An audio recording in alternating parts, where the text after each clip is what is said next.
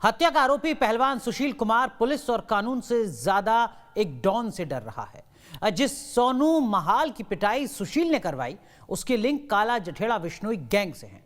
इस गैंग ने सुशील को धमकी दी है कि वो उसे देख लेंगे। शोहरत की बुलंदियों पर सवार हो चुका पहलवान सुशील कुमार पैसे और पावर के लालच में इतना अंधा हो गया कि वो पहलवानों का गैंग बनाकर धमकी और फिरौती के गोरख धंधे में उतर गया। हालांकि सुशील के गांव के लोगों को यकीन नहीं हो रहा कि सुशील ऐसा भी कर सकता है। और इस समय हम यहाँ पर बापरोला गांव में सुशील पहलवान के घर के बाहर हैं। यहाँ पर हमारे आने का मकसद है कि हम सुशील पहलवान के परिवार से भी संपर्क की कोशिश करें। हालांकि जो उनका डिफेंस है वो अदालत में यह कह चुका है कि इस वाले मामले में सुशील कुमार को प्लांट किया गया है। वो उस दिन झगड़े वाली जगह पर मध्यस्थ की भूमिका में थे, बीच बचाव कर रहे थे, लेकिन उनके ऊपर मर्डर का केस लगा दिया गया।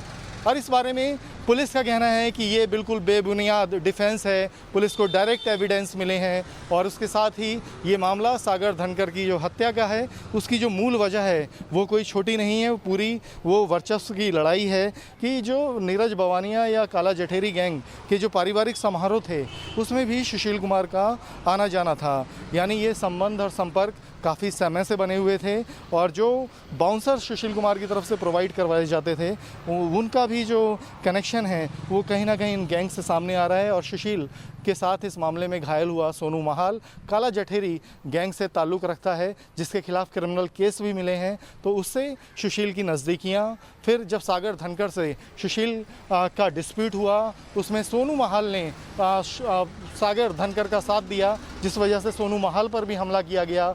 यही वजह है कि आज सुशील पुलिस से ज़्यादा डॉन के डर में है। सुशील पर पहलवान सागर के हत्या का आरोप है, लेकिन सुशील कुमार को इस वक्त पुलिस और कानून से ज्यादा एक डॉन का डर सता रहा है। इस डॉन का नाम है संदीप उर्फ काला जठेड़ा। ये डॉन दुबई में बैठकर अपना गैंग चलाता है। अब इस गैंग से सुशील की दुश्मनी कैसे हुई ये भी जान लीजिए।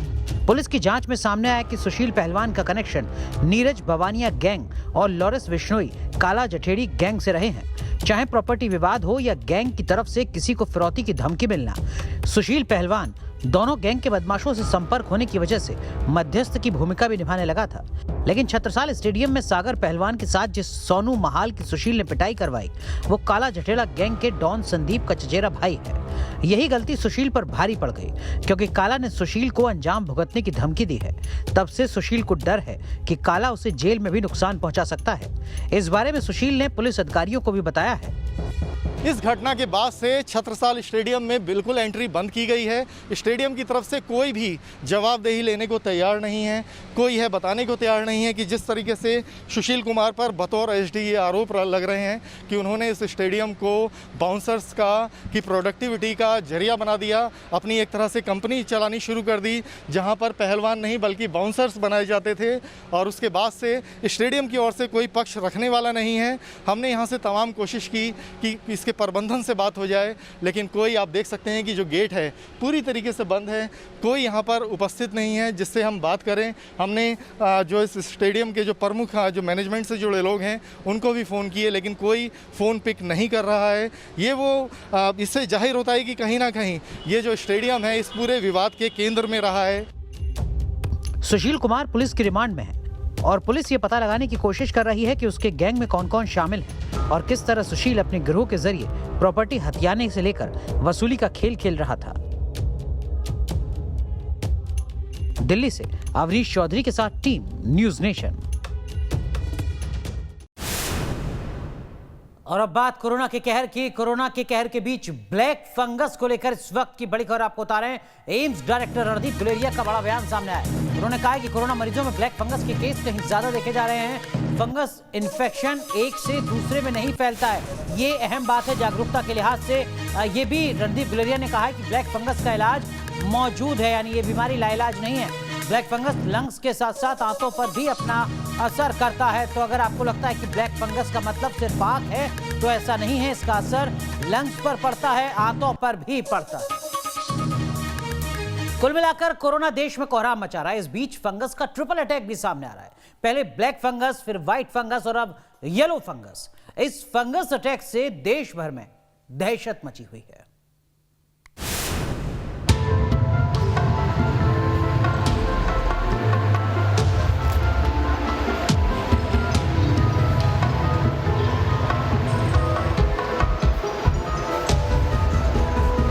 देश में कोरोना बेलगाम है, लोगों की मौत हो रही है, तो देश भर में फंगस अटैक से खौफ का माहौल बन गया है। पहले ब्लैक फंगस आया, लोग मरने लगे, फिर व्हाइट फंगस ने दस्तक दी और अब पीला फंगस दहशत पैदा कर रहा है। पीले फंगस का सबसे पहला मामला सामने आया दिल्ली से सटे गाजियाबाद में। यहाँ के हर्ष ENT हॉस्पिटल के डॉक्टर के मुताबिक अस्पताल में भर्ती मरीज के भीतर पीले फंगस के लक्षण मिले।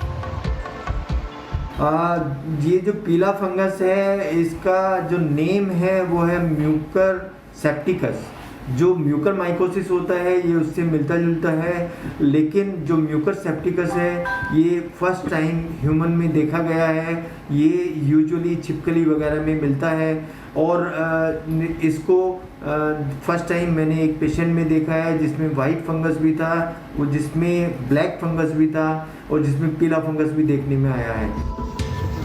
फंगस को लेकर टेंशन इसलिए बढ़ी क्योंकि अभी ब्लैक फंगस से लोगों की मौत हो रही है। ऐसे में पीला फंगस मिलना खतरे को और ज्यादा बढ़ा रहा है, क्योंकि पीले फंगस को ब्लैक और व्हाइट फंगस के मुकाबले ज्यादा खतरनाक बताया जा रहा है। इसकी वजह जो सामने आ रही है उसके मुताबिक पीला फंगस घाव को भरने नहीं देता है। ये जो और संक्रमण है हमारे, उनसे इसलिए ज़्यादा खतरनाक है कि ये घाव को भरने नहीं देता है। कोई भी फंगस अगर शरीर में है तो उसका हम क्या करते हैं कि सफाई करते हैं और उसकी सफाई करने के बाद ये इंजेक्शन देते हैं। लेकिन अगर ये पीला फंगस घाव को भरने नहीं देगा तो वो हमारे जो मरीज हैं उनके लिए डेडली साबित होगा। सबसे बड़ी चुनौती फंगस के ट्रिपल अटैक से निपटने की है, क्योंकि अभी कुछ ही केस हैं। अगर इसी रफ्तार से केस बढ़ते रहे और पीला फंगस तेजी से फैल गया तो हालात बहुत खराब हो सकते हैं। Team news nation. कुल मिलाकर मौजूदा वक्त में ब्लैक फंगस लोगों की जान ले रहा है। देश भर में तेजी से ब्लैक फंगस के मरीज बढ़ रहे हैं। ब्लैक फंगस को लेकर हर दिन चौंकाने वाली बातें सामने आ रही हैं। आखिर ब्लैक फंगस क्यों फैल रहा है और उससे निपटने के लिए चुनौती क्या क्या है, इस रिपोर्ट के जरिए जानिए।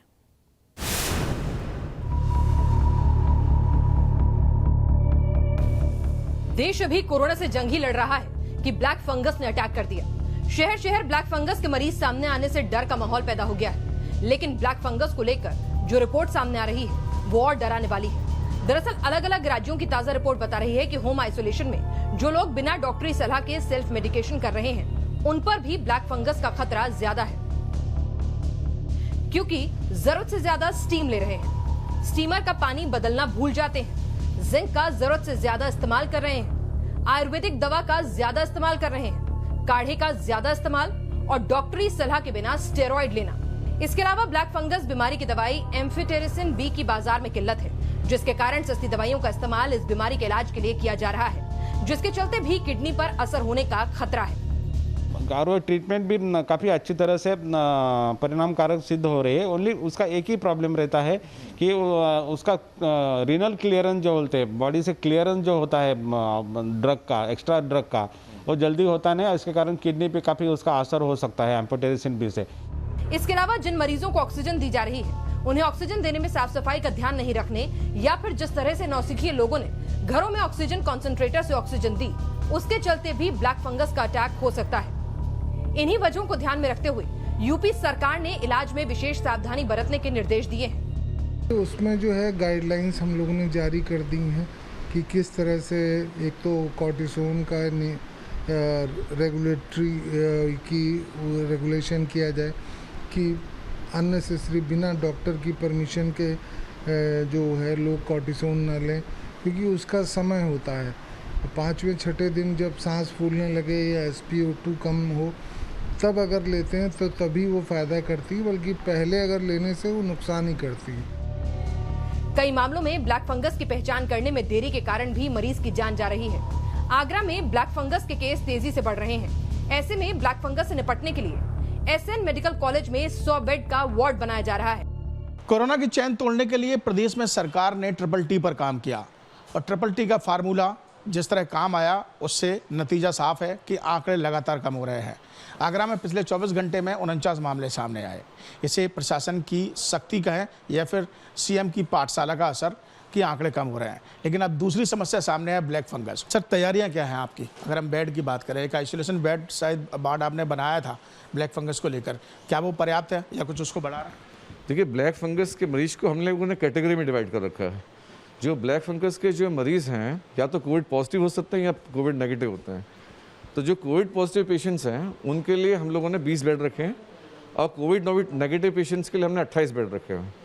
तो क्योंकि जो कोविड पॉजिटिव पेशेंट है उनका कोविड का भी इलाज चलना है और ब्लैक फंगस का इलाज भी चलना है, और जो कोविड नेगेटिव पेशेंट है उनको खाली ब्लैक फंगस का इलाज चलना है। और इसके लिए हमने 20 जो बेड हैं वो ऑपरेटिव बेड भी रखे हैं कि जो पेशेंट ऑपरेट होते जाएंगे उनके लिए नाक कान गला विभाग में 20 बेड रखे हैं। और चूंकि केस जिस हिसाब से बढ़ रहा है, मुझे लगता है ये आंकड़ा भविष्य में और बढ़ सकता है।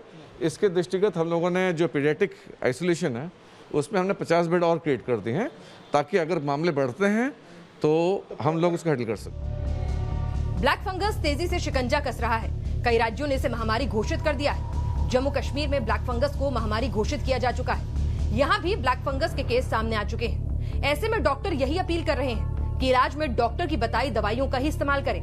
बीमारी में खुद डॉक्टर बनने की कोशिश ना करें। सेल्फ मेडिकेशन नहीं करनी चाहिए। There is one drug which is generally being used for the covid is steroids. Steroids का डोज किस टाइम देना है, that again precisely the concern doctor, pulmonologist और फिजिशियन विल टेल।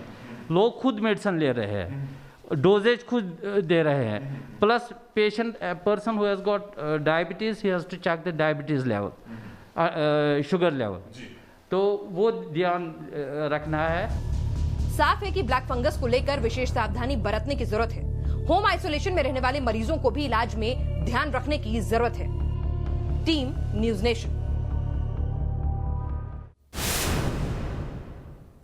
अब बात राजस्थान की, जहां ब्लैक फंगस के मरीज तेजी से बढ़ रहे हैं। इसके साथ ही राज्य में व्हाइट फंगस ने भी दस्तक दे दी है, जिससे हड़कंप मच गया है। ऐसे में जयपुर में स्वास्थ्य विभाग की टीम सर्वे कर रही है ताकि वक्त रहते इन खतरों से निपटा जा सके। जयपुर से हमारे संवाददाता लाल सिंह फौजदार की रिपोर्ट देखिए।